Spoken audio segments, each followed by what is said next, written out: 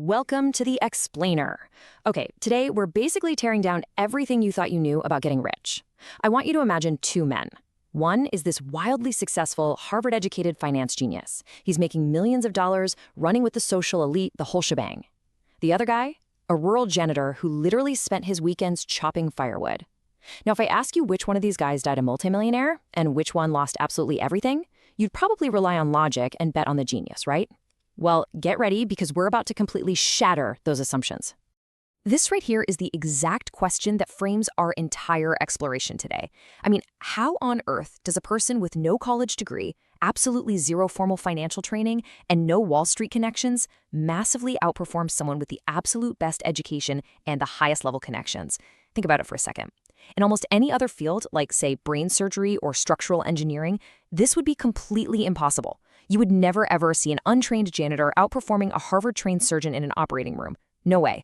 But in the strange, fascinating world of money, it actually happens. So meet Richard Foscone. He was a Harvard-educated executive at Merrill Lynch, constantly praised by his peers for his incredible business savvy. He was so successful in the traditional sense that he actually retired in his 40s. He borrowed heavily to expand this massive 18,000 square foot mansion. We're talking 11 bathrooms, 2 elevators, 2 pools. He was the absolute picture of the financial elite. But then the 2008 financial crisis hit. His high debt and illiquid assets totally wiped him out, and he was forced to declare bankruptcy. Now, on the flip side of this spectrum, we have Ronald Read. Ronald fixed cars at a gas station for 25 years, swept floors at JCPenney for 17 years, and lived this incredibly low-key, quiet life in a tiny $12,000 home. But when Ronald passed away in 2014 at the age of 92, he absolutely shocked everyone who knew him. He left behind a fortune of over $8 million. He gave $2 million to his stepkids and an incredible $6 million to his local hospital and library. People were totally baffled. Had he won the lottery, inherited some secret family fortune? Actually, no. Ronald just saved what little he could, invested in steady blue-chip stocks, and then he waited. He just waited decades for the magic of compounding to do its thing. You see, the magic of compounding isn't some highly guarded mathematical secret. It's a behavioral formula. Ronald was just incredibly steadfastly patient. Meanwhile, Richard the executive, despite all that fancy education, was greedy. And that leads us straight to the core thesis of our explainer today. Financial success is not a hard science. It's a soft skill. We are constantly taught that money is a math-based field, right? You just plug the data into a formula, calculate the interest rate, and do exactly what the spreadsheet says. But knowing what to do tells you absolutely nothing about what happens in your head when you actually try to execute it. Money is deeply rooted in psychology. It's an incredibly soft skill about how you behave when you're scared, when you're greedy, or when you're envious. All right, let's dive into section 1, why no one is crazy. Look, we all see people making financial decisions that look completely insane to us. But the truth is, nobody's actually crazy. Every single decision people make with their money is totally justified by the information they have in that specific moment, plugged into their own unique mental model of how the world works. You see, our worldview is completely anchored to our own unique, highly localized experiences.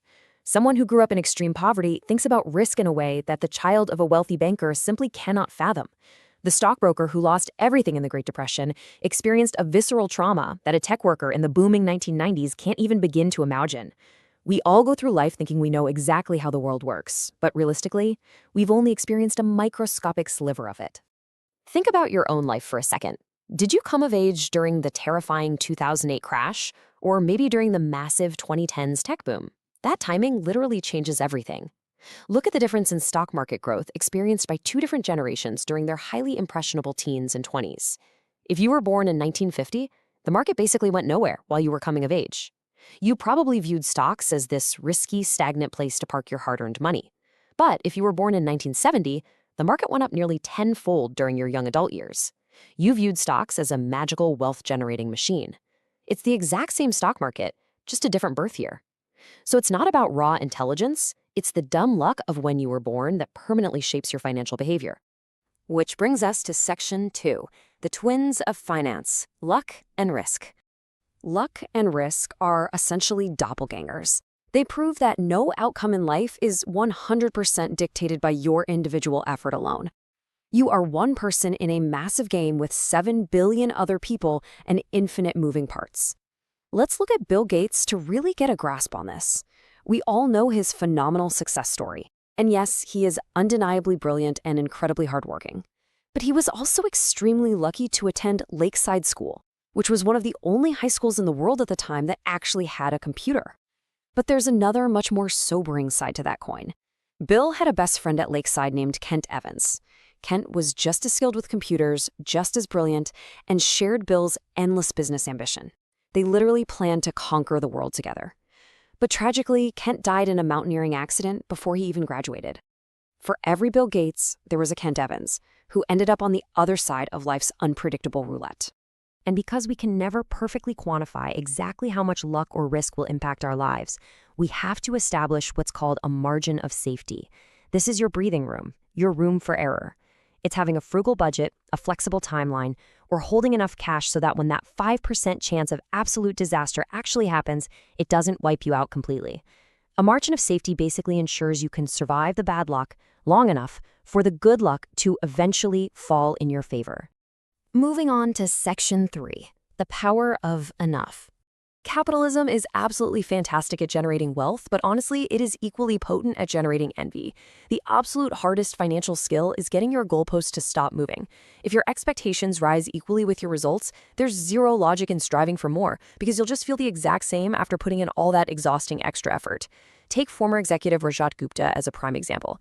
He was worth an estimated $100 million. That is incredible, completely unfathomable wealth for most people. But he didn't want to just be a centimillionaire, he wanted to be a billionaire. His goalpost kept moving, so he resorted to illegal insider trading, went to federal prison, and ruined his reputation forever. He had everything a person could ever want, but he didn't have enough. The reality is that accepting you have enough is the only way to truly win the endless social comparison game. Because the ceiling of social comparison is just so astronomically high, virtually no one will ever hit it. There will always be someone richer with a bigger house or a way faster car.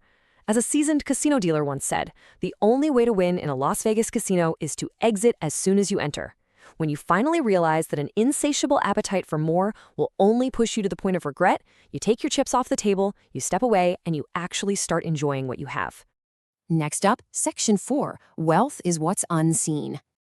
We often fall victim to what's known as the man-in-the-car paradox. When you see someone driving a $100,000 Ferrari, you don't actually think the driver is cool. You just think about how cool you would look driving that car.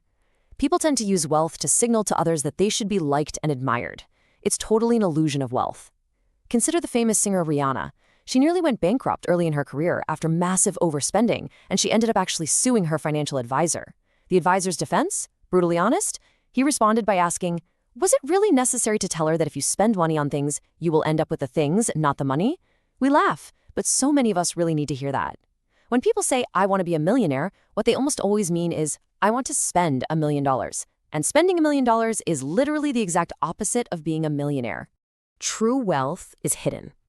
It's the nice cars not purchased, the diamonds not bought, the first-class upgrade gracefully declined. Wealth actually consists of unspent financial assets that haven't yet been converted into stuff you can see. Why? Because unspent money gives you something far more valuable than a luxury car or designer watch. It gives you freedom. Freedom, independence, and options to do what you want, when you want, with who you want.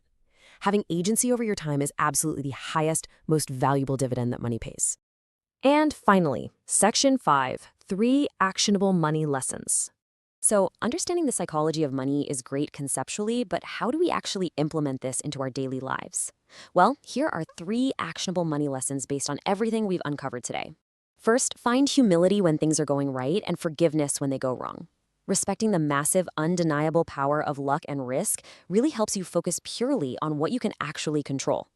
Second, manage your ego. Spend less so you can save more. And third, stop the goalpost from moving. Define what enough looks like for your own personal peace of mind, completely detached from whatever your neighbors or colleagues are doing.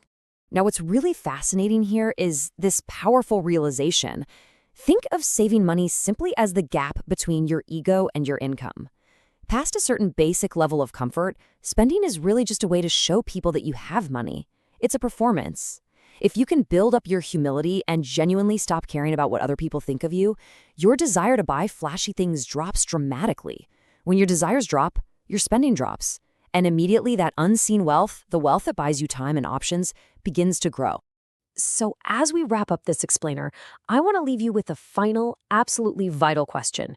How will you manage your behavior today to build the unseen wealth of tomorrow? Building wealth has nothing to do with memorizing complex formulas or scoring some high-paying Wall Street job. You certainly don't need a Harvard degree to be financially successful. You just need patience, a healthy dose of humility, and an honest understanding of your own mind. Master your psychology, and you will master your money. Thank you so much for joining me today. I really hope this completely changes the way you think about every single dollar in your pocket. Keep learning, keep saving, and I'll catch you on the next explainer.